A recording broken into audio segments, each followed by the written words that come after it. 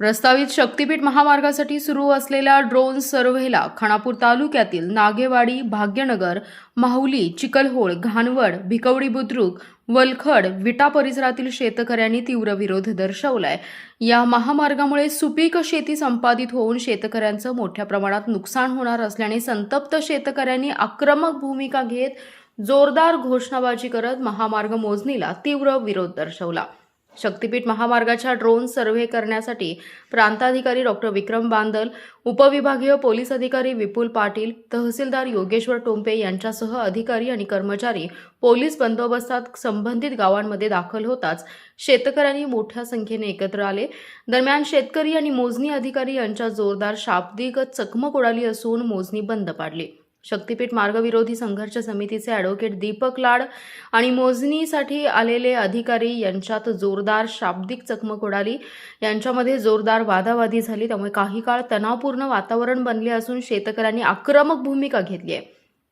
शक्तीपीठ महामार्ग रद्द करा अशा घोषणा देत शेतकऱ्यांनी मोजणीचं काम थांबवण्याची मागणी केली। या महामार्गामुळे शेती उद्ध्वस्त होऊन अनेक कुटुंबांवर उपासमारीची वेळ येईल अशी भावना शेतकऱ्यांनी व्यक्त केली आहे। शेतकऱ्यांनी आक्रमक भूमिका घेत शक्तीपीठ महामार्ग रद्द करण्याची मागणी केली आहे। 1 इंचही जमीन देणार नसल्याचा इशाराही यावेळी दिलाय।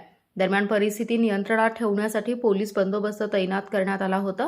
प्रशासनाकडून शेतकऱ्यांशी चर्चा सुरू असून त्यांच्या मागण्या शासनापर्यंत पोहोचवण्यात येणार असल्याचे प्रांताधिकारी डॉ. विक्रम बांदल यांनी सांगत शक्तीपीठ महामार्गासाठी रस्ता जाणाऱ्या गटांची यादी जाहीर झाली आहे।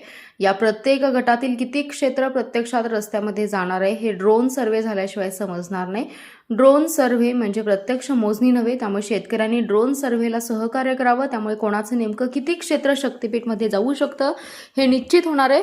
आम्ही सध्या शेतकऱ्यांच्या बांधावर न जाता रस्त्यावरूनच ड्रोन सर्व्हे करत आहे, त्याला शेतकऱ्यांनी सहकार्य करावं असं आवाहन केलंय। ॲक्विजिशन ही लांबची प्रक्रिया आहे आणि ती स्वतः मीच करणार आहे। मी काय तुम्हाला खोटं सांगत नाही, तर आज हे जस्ट प्राथमिक सर्वे आहे आणि लगेच तुमचं ॲक्विजिशन आणि ऐका ना, ऐकून घ्या, तुमच्या भावना काय माझं ऐकून घ्या, ऐकून घ्या। फक्त अजून आपल्याला माहिती नाही की कुठल्या गटातून किती क्षेत्र आहे, काय अलाइनमेंट अजून झालेली नाही। आपल्या तुमच्या भावना आमच्यावर पोहोचल्या, सरकारपर्यंत पोहोचल्या, पण ॲटलिस्ट कळायला तर पाहिजे कुणाचं क्षेत्र काय जाणार आहे किंवा काय। मग तुम्ही ज्याचं क्षेत्र जाणार त्याला आम्ही त्यांच्या काय समस्या असतील समजून घेऊन शासनापर्यंत पोहोचू, तुमच्या काय मागण्या असतील, तुमचं काय म्हणणं असेल, फक्त आधी हे तर कळायला पाहिजे ना अलाइनमेंट कुठून जाते।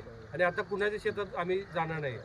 मोजणी असताना मग टेप घेऊन ते सगळं घेऊन जावं लागतं। ऐका माझं, आता मी पूर्ण ऐकलं आपलं। आता आम्ही फक्त हवेतून कुठून काय कुणाचं किती क्षेत्र जातं एक टेंटेटिव्ह एवढंच ह्यातून कळणार आहे। ह्यातून काही कुणाला जबरदस्ती तर आम्ही सरकार म्हणून किंवा अधिकारी आम्ही पण शेवटी काय पोर आहे, आम्ही काय असं काय कुठं हवेतून पडलेलं नाही, जबरदस्ती करणार पण आहे। तुमच्या भावना तीव्र आहेत, पोचू। आधी पण आम्ही हे काम केलेलं आहे, भावना पोचवायचं असं नाही की नाही। पण यांना तुम्ही विचारलं का मग लोकशाही फक्त नुसती कागदावरच आहे का? हा रस्ता कुणासाठी कशासाठी? एका बाजूला समृद्धी महामार्ग ओस पडलाय आणि त्यामुळं आम्ही हा रस्ता जर आमच्या गोगावपासून पुढे जर गेला तर माणसं आम्हाला मासं जसं पकडतात जाळ्यात तशा पद्धतीने मेलेली माणसं गोळा करावी लागतील। इतका मोठा महापूर येईल, अशा अनेक प्रश्न आहेत। पर्यावरणामुळे एका बाजूला झाडाचा इतका ऱ्हास होणार आहे, ती झाडं तुटणार आहेत, ती झाडं तुम्ही कशी लावणार? त्याचबरोबर सागरेश्वरसारखं अभयारण्य तुटणार आहे, अशा अनेक गोष्टी आहेत आणि हे कायद्यात कुठलंही नाही। 2013चा हायवे ॲक्ट काय सांगतो त्याचा अभ्यास पोलीस प्रशासनाने करावा। आम्हाला कोणत्याही पद्धतीची नोटीस नाही आणि आज तुम्ही आमच्या शेतामध्ये आलाच कसं? आमच्या शेतावरती आमच्या सातबाऱ्यावरती आमचं नाव आहे, मग आमच्या जमिनी हक्क आमचा। अशा भूमिका आहेत 11 एकर 15 एकर ज्यांच्या 20 गुंठ आहेत त्या सगळ्या गेल्यामुळं भूमिहीन शेतकरी होणार आहे। शेतकऱ्यांचा आत्महत्यांचं